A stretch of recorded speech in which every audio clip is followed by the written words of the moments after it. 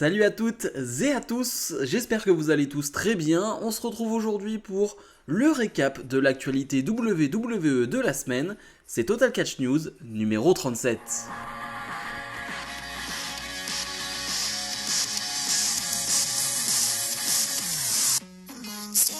Comme d'habitude, on n'oublie pas de mettre le pouce vers le haut, de s'abonner et bien évidemment de commenter. Merci à tous ceux qui m'ont soutenu, que ce soit sur Twitter ou ici sur YouTube, ça fait énormément plaisir. On va pas parler de toutes ces histoires, etc. C'est pas le plus important. On est maintenant à moins d'une semaine des Survivor Series Wargames et deux nouveaux matchs ont été annoncés du côté de SmackDown avec premièrement Carlito face à Santos Escobar. Forcément, on continue cette histoire LWO, Santos Escobar, Carlito, Rey Mysterio. Donc un match annoncé donc pour Survivor Series. Je ne vais pas rentrer dans les détails. Bien évidemment, il y aura ma vidéo pronostic de Survivor Series ce jeudi. Soyez présents bien évidemment. Et le deuxième match qui pour le coup était attendu. On attendait tout simplement la dernière participante.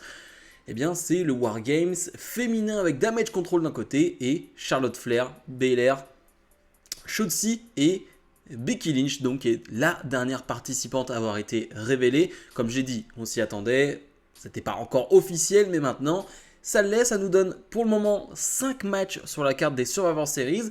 Les deux Wargames, Miz face à Gunther pour le titre intercontinental, Zoey Stark, Rhea Ripley.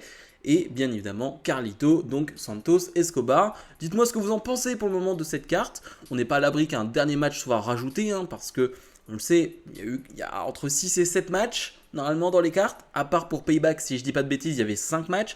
Donc voilà, on va tourner autour de ces eaux-là, mais dites-moi en commentaire ce que vous en pensez de cette carte et surtout si vous voyez un match être rajouté au dernier moment. Alors l'information date du début de semaine et pour ceux qui l'ont vu, j'en ai fait un short, mais je préfère quand même en parler. Rey Mysterio s'est donc fait opérer au niveau du ménisque et il faut savoir que normalement il devrait être absent entre 6 et 8 semaines. On avait peur sur le coup de la grosse blessure. On sait que Rey Mysterio a eu pas mal de blessures au genou tout au long de sa carrière. Ça allait mieux ces dernières années. Mais on a toujours peur. Sachant que Rey Mysterio a 48 ans, moi j'ai toujours peur. Les blessures de ce type-là, ça fait jamais plaisir. Mais heureusement, entre guillemets, c'est pas si grave. Je dis bien pas si grave parce que 2 mois d'absence, c'est bien, ça va permettre de le reposer un peu, il en a bien besoin. Et aussi, ce qui est assez fou, c'est qu'on a appris qu'il était déjà blessé depuis 3 mois et qu'il catchait avec cette blessure depuis 3 mois. Ça s'est pas vu. Honnêtement, je pense qu'on a tous vu les matchs de Rey Mysterio sur les 3 derniers mois. Et moi, il y a eu des matchs de qualité, il y a eu des matchs longs, intenses. J'ai en aucun cas vu un Rey Mysterio blessé. J'ai en aucun cas vu un Rey Mysterio diminué. Ce qui montre quel catcheur il est, quelle légende il est, quel homme il est tout simplement. Bref, c'est une légende. Bref, c'est pas n'importe qui. Donc voilà, on espère le revoir au plus vite. D'ici 2 mois, on va pouvoir reconstruire son histoire avec Santos. Et c'est pas plus mal parce qu'au moins Santos va pouvoir se créer dans son coin avec Carlito, avec la LWO. Et Rey Mysterio va pouvoir faire un retour tel un héros. Donc franchement, je dis pas que ça tombe bien, ça tombe jamais bien une blessure. Mais au moins, il va pouvoir se reposer un peu, passer du temps en famille. Moi, c'est tout ce que je lui souhaite à Rey Mysterio, d'être tranquille chez lui un petit moment et revenir en pleine forme. On est obligé d'en parler. Cette semaine, on a eu sans doute la news la plus importante pour le catch en France depuis des années, peut-être même depuis toujours, j'ai envie de dire. C'est l'annonce d'un PLE officiel donc du côté de Lyon en France, qui donc est Backlash France, qui aura lieu le 4 mai 2024.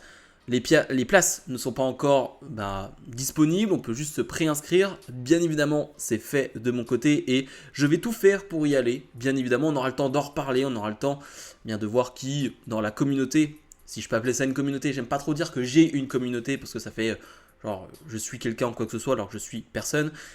D'ailleurs, certains pensent que je suis quelqu'un ou que je me prends pour quelqu'un, mais c'est pas vraiment le cas.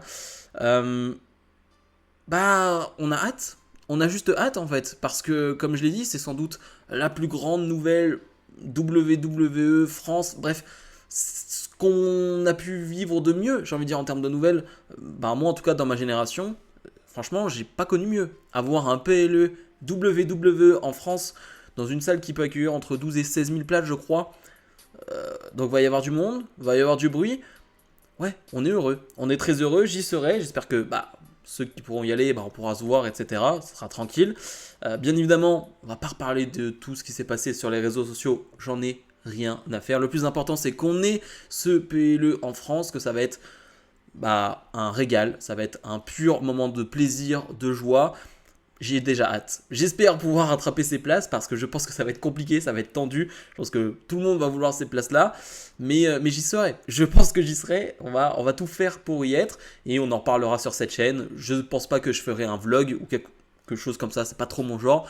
Mais plus un débrief avec des vidéos que j'aurai pris sur place, etc., etc. On aura le temps d'en reparler. Je vous dirai quand j'aurai mes places. Même où je suis placé dans la salle, etc. Bref, on aura le temps d'en reparler, mais c'est quand même la plus grosse nouvelle de cette semaine, voire même de cette année pour nous, fans de catch français. Là aussi, on en a parlé dans un short plus tôt cette semaine, c'est la non-présence de Roman Reigns pour les Survivor Series. Alors, on s'en doutait un peu, il n'y avait pas vraiment de plan depuis des mois et des mois. Franchement, c'était quelque chose qu'on avait envisagé. Certains pensaient qu'on allait faire un Raw contre SmackDown, dont possiblement un Rollins sur Reigns.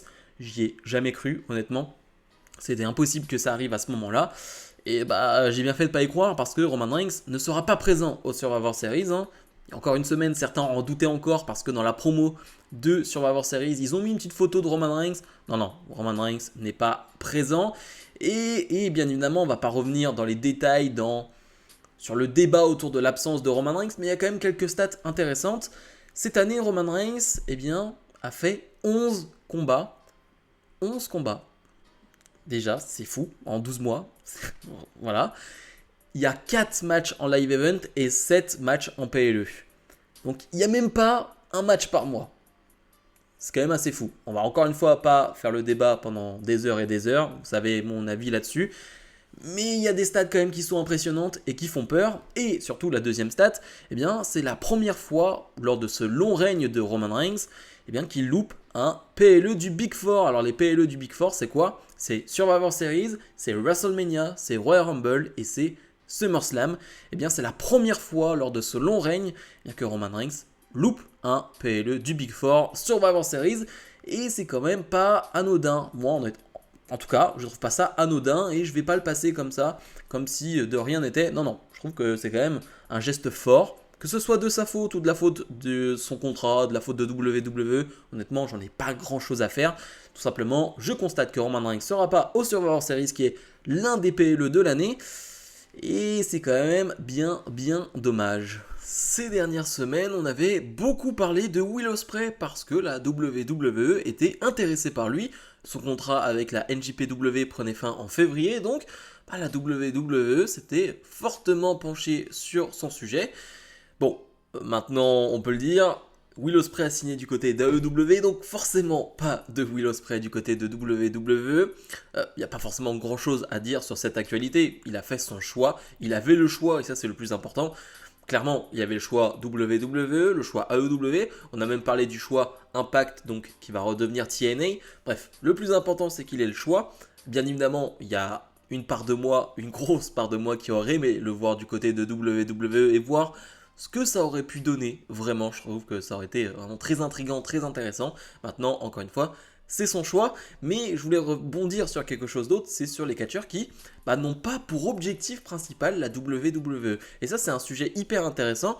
On l'a vu tout au long des années, des superstars qui ont été approchés par WWE, mais ne sont pas venus et ont décidé de faire d'avoir un autre choix. Je pense à des Kenny Omega, je pense à des Jay White, à ce type de superstars-là qui ont à un moment donné ont été proches de WWE, mais n'ont pas passé le cap et se disent non, c'est pas forcément ce que j'ai envie de faire et c'est pas là où j'ai envie d'aller. Alors qu'on voit des superstars qui, je pense par exemple à une Jade Cargill qui est dans un tout autre univers, mais qui, elle, son objectif pur était d'aller du côté de WWE. Donc voilà, je trouvais ça intéressant de le noter, de voir que chacun a sa mentalité, chacun a grandi avec des différentes motivations. Et le principal, encore une fois, c'est que aujourd'hui, les catcheurs ont le choix. Les catcheurs talentueux, bien évidemment, mais voilà, les catcheurs ont le choix, ils peuvent décider où ils veulent aller, et ça, c'est le plus important. Et pour terminer, alors, c'est pas vraiment une news, mais ça peut le devenir. Vous le savez, depuis des semaines, on parle du retour de Randy Orton et j'en parle chaque semaine dans les Total Catch News.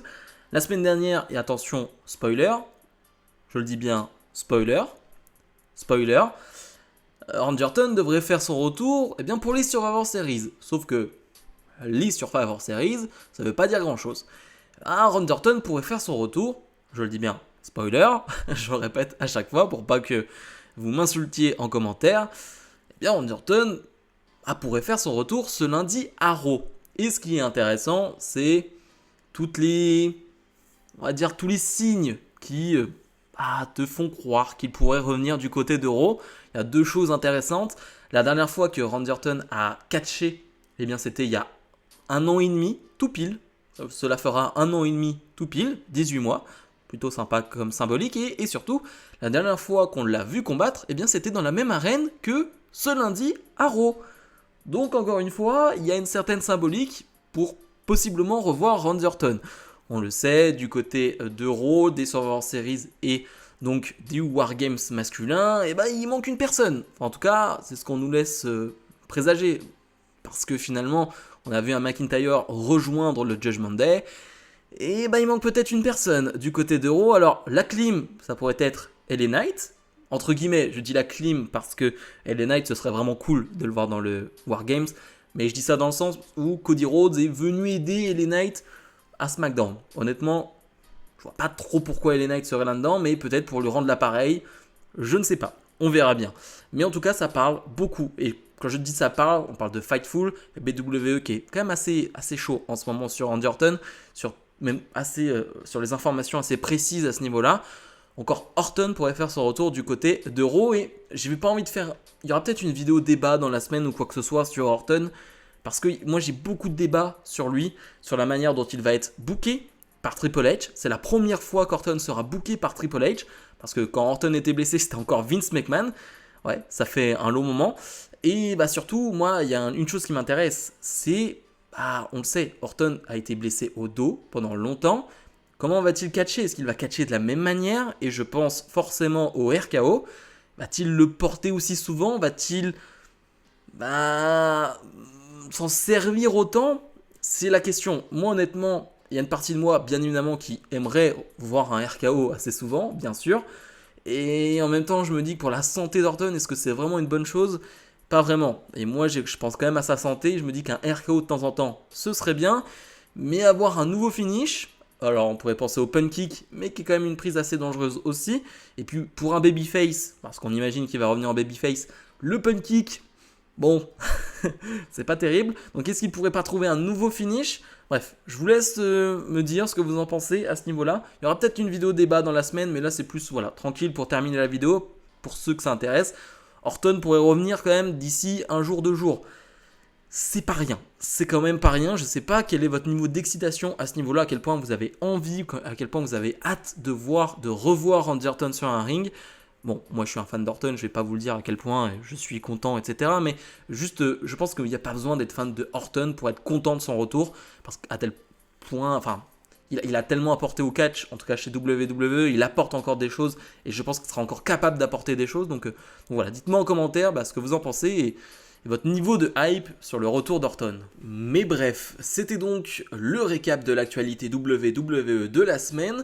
La semaine prochaine, il n'y aura pas de récap. Bien évidemment, c'est week-end de Survivor Series, donc ça va être un peu chargé. Et en plus, avec toutes les rumeurs qui entourent ce Survivor Series, on va avoir des choses à dire. Possiblement en short, en TikTok, donc soyez présents bien évidemment sur la chaîne.